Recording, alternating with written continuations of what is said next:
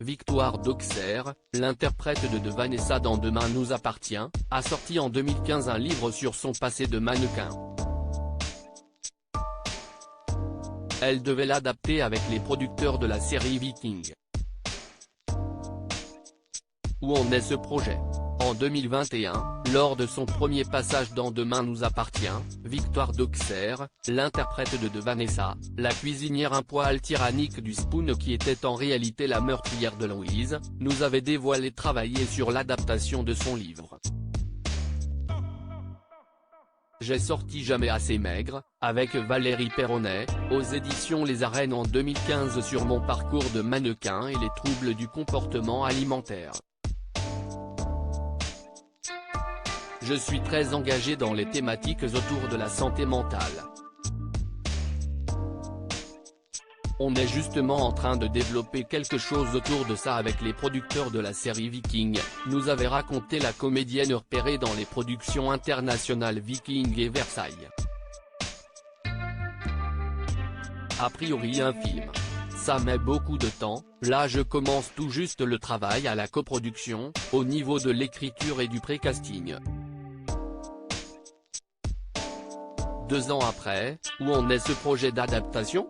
Demain nous appartient, Victoire d'Auxerre vient de récupérer les droits de son livre Jamais assez maigre. Je viens de récupérer mes droits.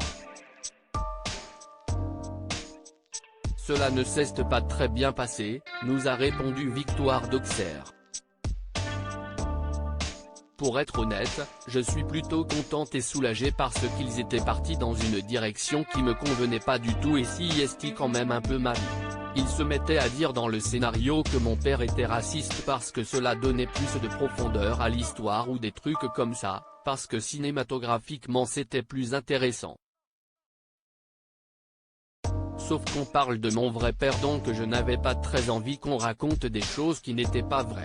En récupérant les droits, je peux le vendre à d'autres producteurs et le faire avec d'autres personnes.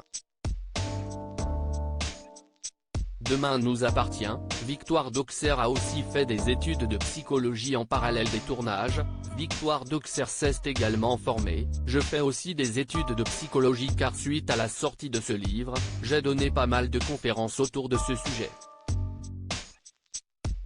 J'ai aussi écrit des podcasts sur la santé mentale et la résilience. Je voulais avoir plus d'outils pour pouvoir faire de la prévention et de la déstigmatisation des troubles psychiques auprès des jeunes.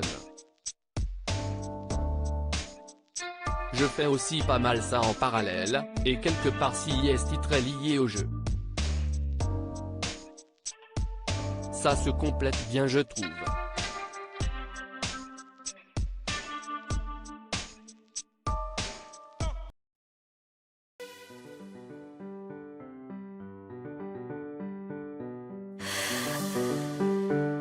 나